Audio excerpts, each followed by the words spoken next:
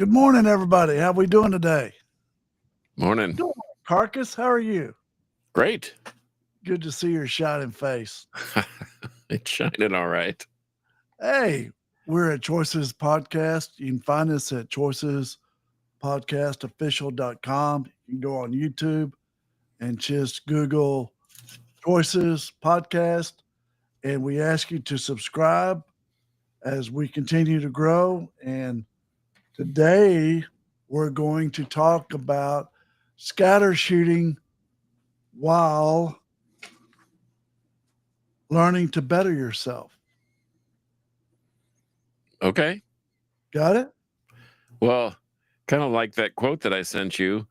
I mean, the world talks about changing the world, but it doesn't talk about changing themselves individually.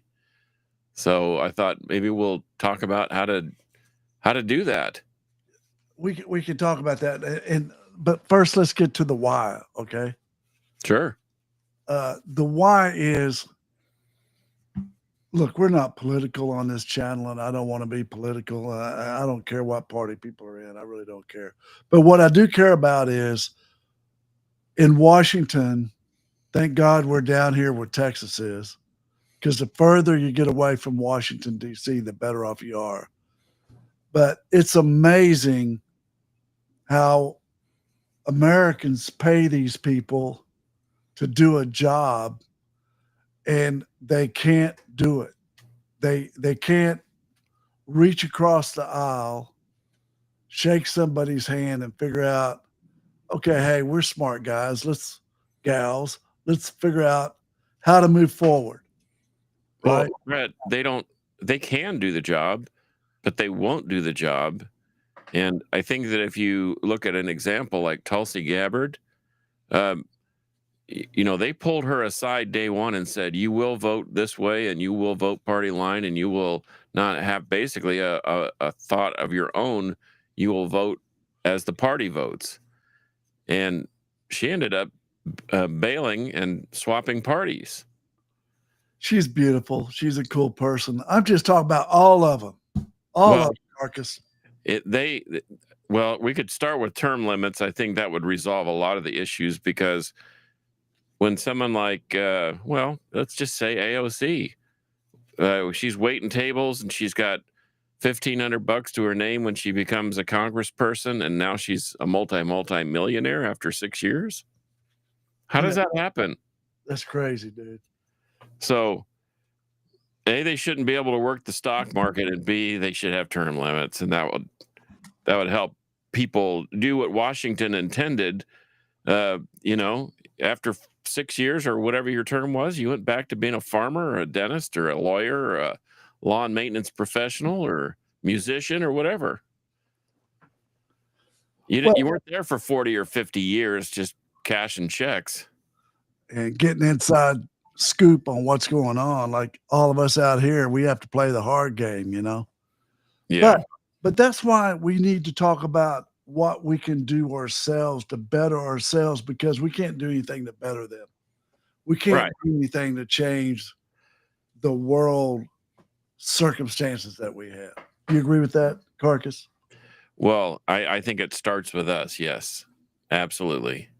And my grandpa used to tell me, don't tell me to clean my barn until yours is spotless. Yeah, I love that. And he's right. And I think that's where sometimes as a parent, especially, that's where I noticed it. I needed to make sure that all my ducks were in a row before I started telling my kids how the cow eat the cabbage, because they're going to look at you as an example. And that's one of the things that I've actually, me and my lists, I took a bunch of notes and because I think this is an important subject. It's something that we could, based on one of those Japanese adages, number 7, where we should focus our energy on the things that we can actually control. Yeah. And that's us. We can control us. Yeah. So that's what we're going to talk about the next 20 minutes, is how to better yourself.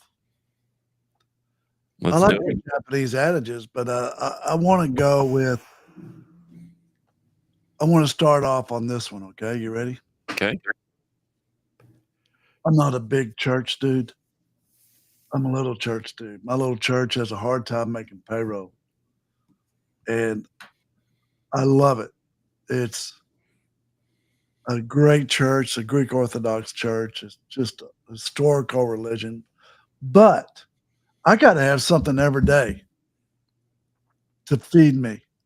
And so I was reaching out to my office manager, who's been with me 26 years, and I said, "You got a good daily devotional?" She says, "Just so happens I do. It's listening to Shane and Shane in the morning at sing.theworshiపింitiative.com. These two guys and Lucy, they do a great job for 15 minutes of singing a beautiful song and picking out some scripture, doing a little bit of preaching, but set my day straight. I listen to that on the way to work every morning, and it starts my day off right, you know? And it's like I can focus on me here for 15 minutes while I'm driving, but I can start my day off in my heart. It helps me to stop cussing so much during the day. And I don't get mad. I don't get angry. And I I'm gonna really, write that one down, Brett, what? about the not cussing thing. I still struggle with that. All I got to do is get out on the DFW highways and byways here in the Oh, Metroplex, and gosh. Isn't that the truth? yeah. Okay. That's another way you can better yourself by letting people cut in front of you. Go ahead, let them do it. But I think it's important to start your day with God. That, a lot of people do it with meditation. I get that. I like that. We listen to Calm. Calm's a great app, and you listen to it and start your day that way. That's a cool way. But I learned how to better myself 20 years ago when I started journaling. I journal every day on my emotions, guilt, anger, fear. And I always finish with proud. I'm proud of something.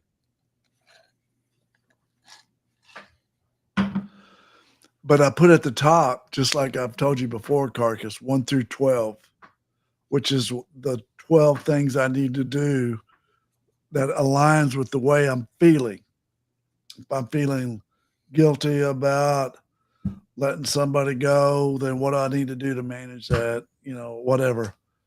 Uh, but I find, and I bring this up for a reason, that I find the 12 things that I'm doing every day stay pretty much the same. I've done this for years. And don't eat sugar, drink plenty of water, keep my eye on a certain weight level, lift weights, do my spin, daily devotional, trust God, pray, have fun. I got a journal to have fun. Can you believe that? It's sick. I would believe it, yeah. Only because I know you. I've Yeah. known you for a quarter of a century almost. Yeah. I got a journal to have fun. But I find those 12 things are pretty much the same. Well, And they are what work. yeah, they're what works, keeping me moving forward. I mean, what do they say? The people that keep repeating the same mistake over and over and expect it to work are crazy. I mean, so Expect a different result. Yeah. well, I think that when people aren't centered on something bigger than themselves, they're already shortchanging their day. And I do something similar. I have to be fed spiritually too, one way or the other. I was raised where we got up and read scriptures, whether it was by under duress or not. We sat down as a family and we circled the wagons, and even if it were a short reading, we did something. We had family prayer, and we sent each other on the way. And I mean, we were 5 kids and 2 parents, and we did it every day. Despite the fact that my father was traveling and overseas because he was in the military, um, as my mother we still did it. When my dad checked in with us, he wanted to know what we were doing and if we did that. So I think that that's an imperative. And I'm maybe not as diligent as I should be, but at the end of the week, when there's a church opportunity and I'm in town, I go. I have to have that spiritual interaction just to feel like I mean, physically you can be recharged by a vacation, but you get a spiritual vacation every week if you go to church, and you can feel of the fellowship, of the spirit, of the whatever, and you do feel better. And that's part of making the world better. And the first thing I wrote down at the top of my list was you set an example. Oh, that's And good. not only for yourself, but for others. And Yeah. I always, as a side note, I wrote over on the side, um, my head is always on a swivel because I know there's always somebody watching in more ways than one. Oh, yeah, Whether that's it's good. whether it's a kid, whether it's an Yeah. adult, it doesn't matter. And I don't want to have to account for bad behavior. And we're not perfect. I'm not perfect. You might be better than perfect, but I try to set the example. I try to be the guy that reaches out. I try to be the guy that holds the door. I try to be the guy that waves at that guy trying to cut me off. And I wave with all my fingers, not just one. Oh, that's good. So anyway, but I just think that's important to not be afraid to set the standard. You know, Yeah, um, that's and good, Marcus. and we sort of hearkened to this when we first started, but something that I've been getting better at is know the facts. My opinion is not the facts. Your opinion needs to be based on facts and truth in order to be valid. People have opinion about everything, and they spew their opinion, and it may be incorrect. Yeah, And truth doesn't care about your feelings. Period. It just doesn't. There is not varying degrees of truth. It's kind of like being pregnant. You're either pregnant or you're not. It's either true or it's not true. right, right. Um, and just because you want it to be true doesn't make it so. Yeah. So, and I've been, That's good because I think when you gossip about somebody and you don't know what the facts are, you don't know the truth, that's self-defeating. I think it truly is, and it's an injustice not only to the person that you're talking about, but to everyone around you because you might have fed them false information, and then you're the heel. You're the bad guy. Yeah, You know what I mean? yeah. And then next time you start running your mouth, people will be less likely to actually listen. Carca, Yeah. so we're at the age where people are retiring. You're retired, right? Yes, sir. And are you having a good retirement? I'm having a great retirement, Brett. And you know why? Because I get up every day and I do something that I want to do. Um, Good. and the thing is I was really super concerned about the financial aspect of it, Yeah. and it is work. It's a lot of budgeting, and I'm squeezing pennies this month because there's 5 weeks in the month instead of 4, so I got an extra week to survive without a paycheck.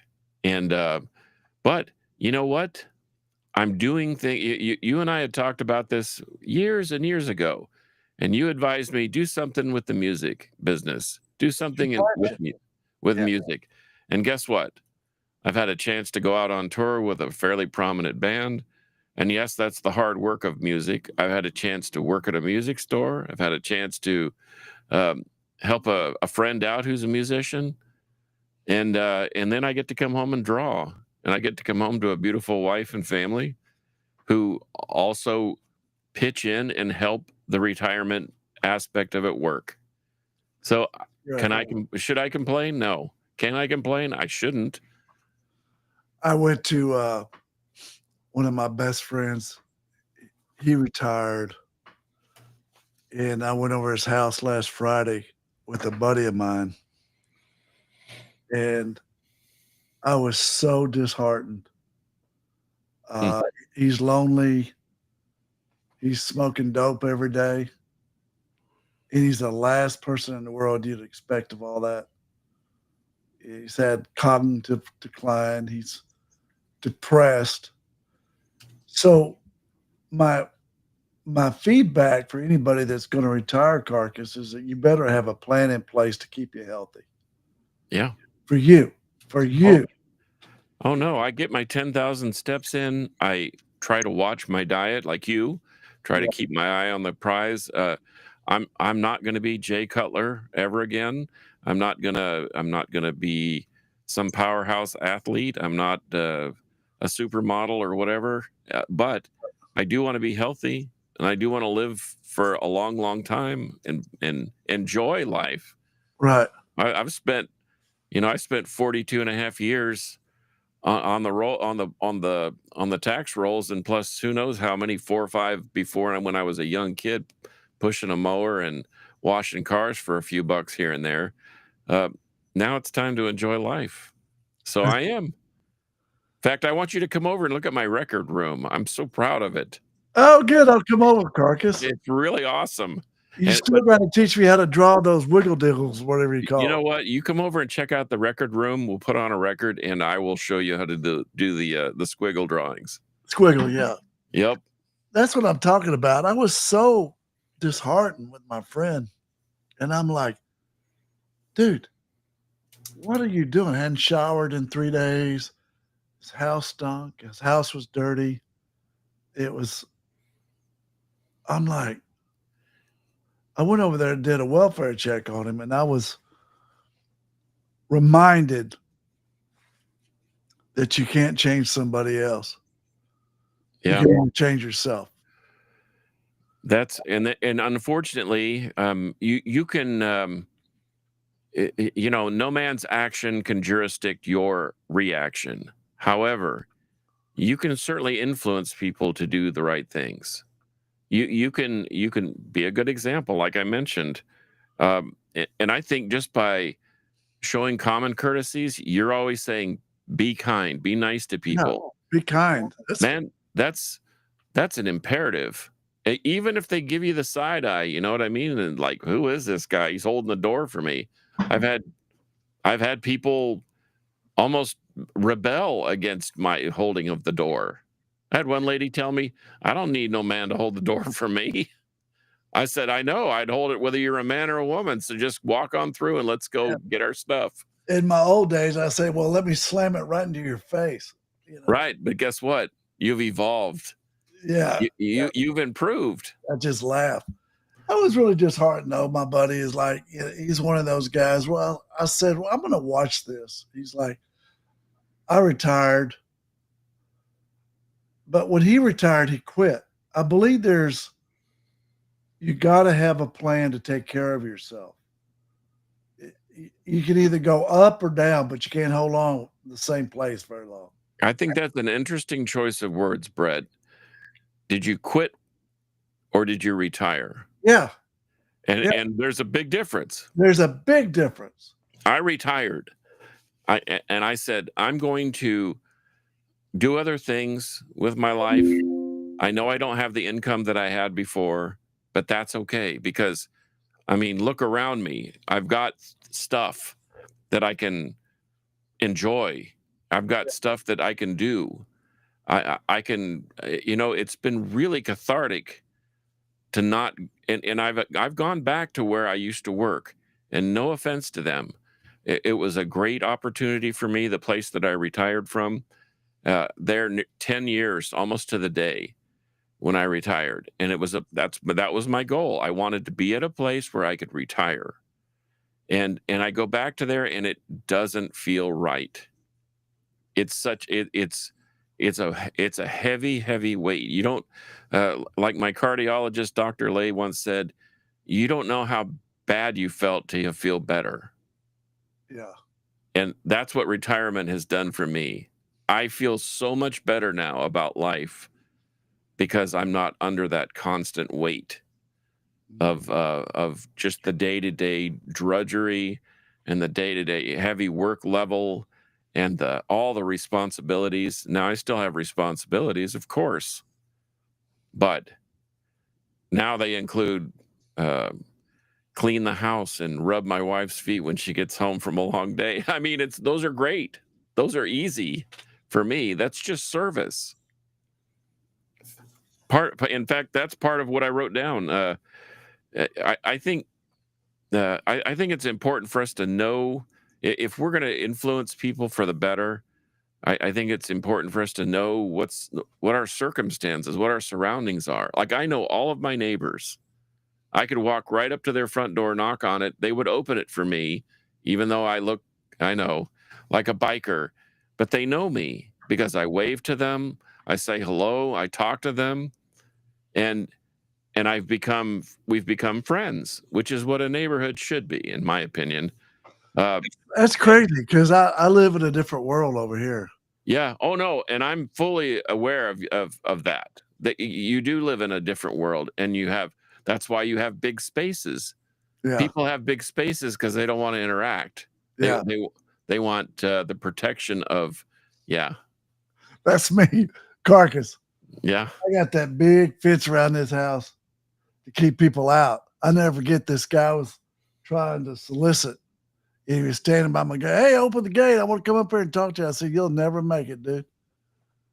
You know, I do it a little bit different, but you know what? I think it's a good dichotomy that you and I are bringing up because I'll never retire. I'll go down swinging. I love what I do too much. I'm passionate about helping people. I'm passionate about practicing law. Well, And you can ask my one of the kids. I went out and trimmed some hedges and lopped some branches down and did a little landscape work. And you know what? I like it. I still like it. yeah, well, There's something. I mow my own yard at my lake place. I don't let anybody mow it. I mow it. And I enjoy every bit of it. And I weed eat and I blow. Yeah, I'm telling you, it's good therapy. And I do my neighbor's yard out there where I do his because his yard guy didn't do a very good job. So I clean it all up. You know what I mean? And he enjoys that. He just laughs at me, but I enjoy every bit of it. You know, I think I bring this up because one thing I want to talk about is if you're going to retire and you get lonely, if you're by yourself, you need to get out and have a group of friends that you can visit with, or you hold yourself accountable where you don't become a hermit and you don't smoke dope. You know what I mean? Yeah.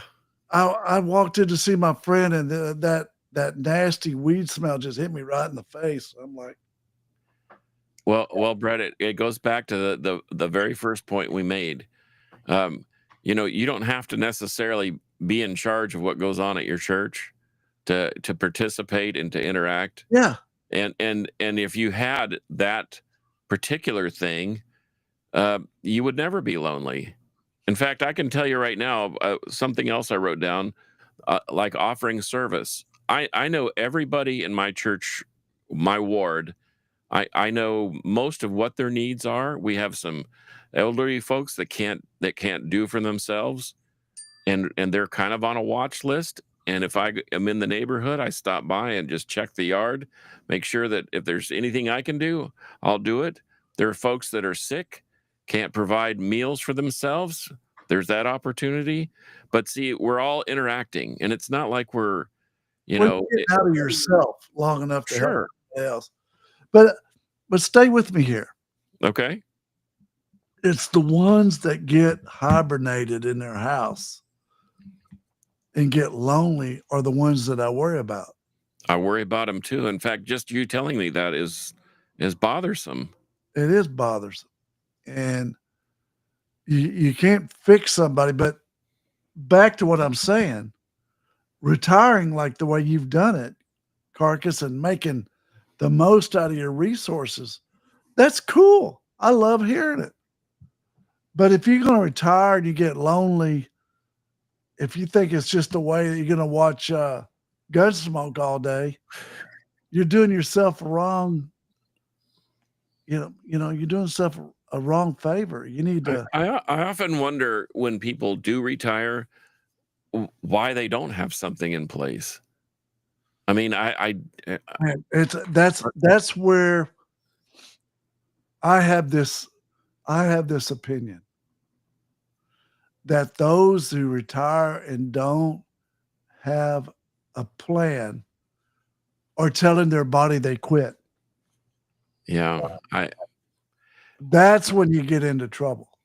So how do we help those people, Brett? I think what you did by just spot checking or wellness visit or whatever.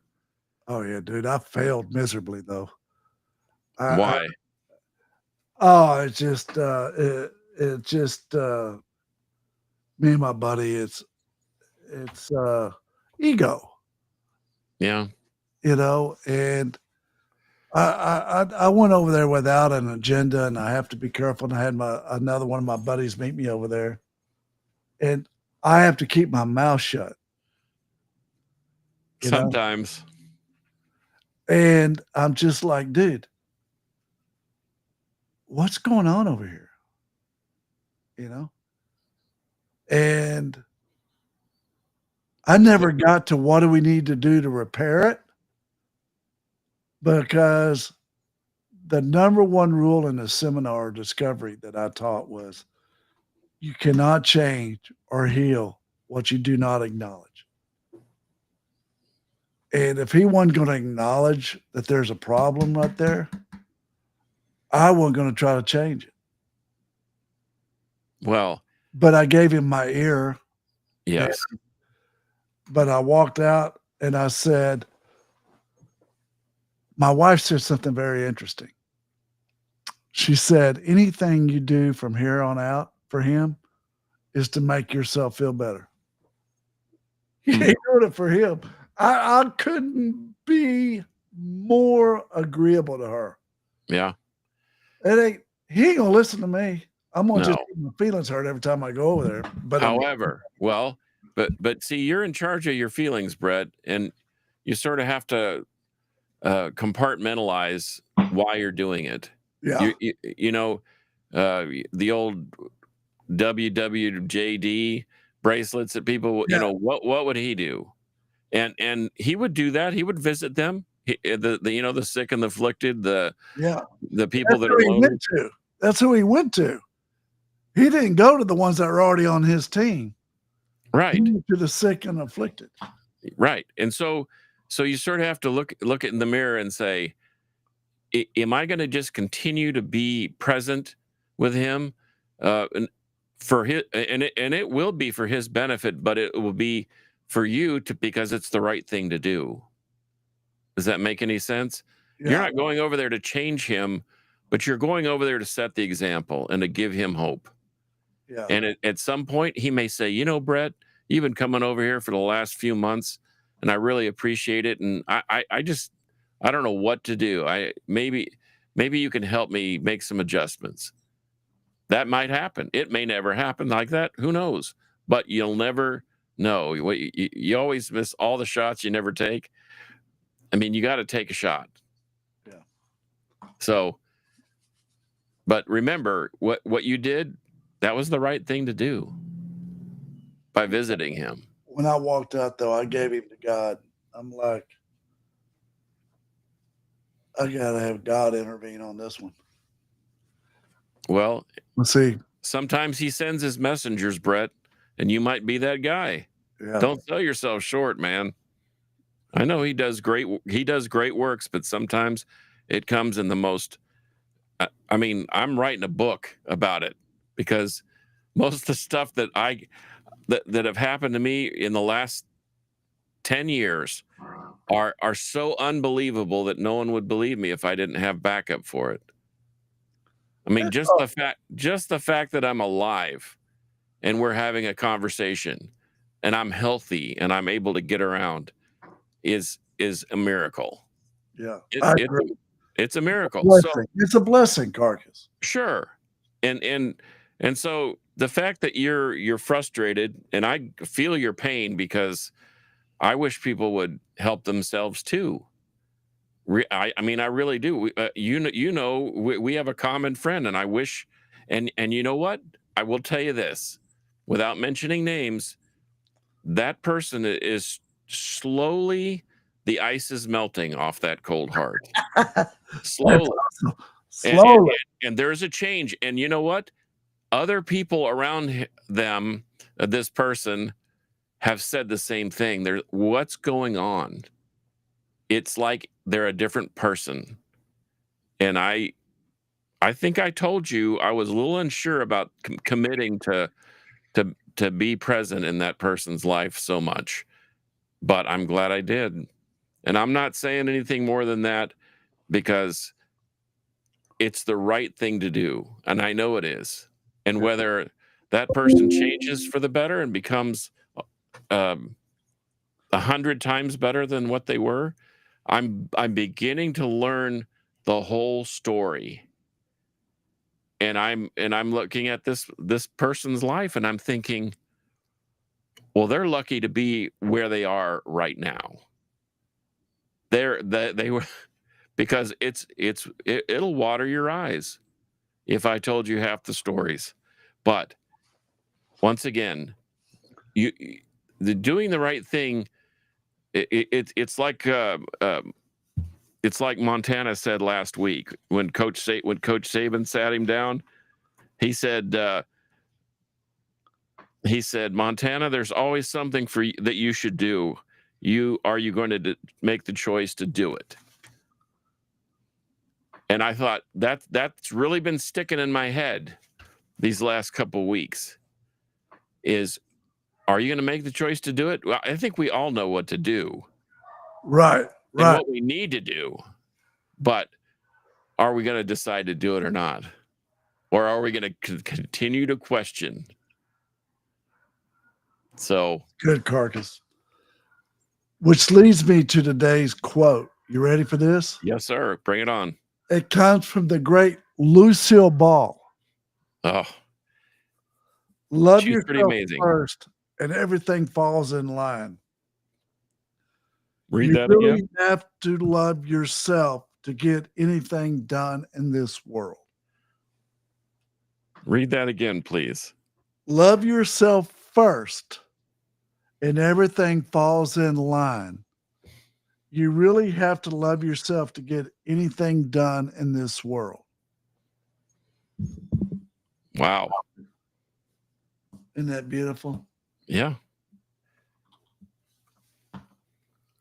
Well, it's hard to pull someone out of the gutter if you're not standing on the sidewalk. You know what I mean? Yeah. So get out of the gutter and then it's easier to hoist that person up. Yeah, I agree. I'm not going to quit. I love you, Carcass. You're awesome.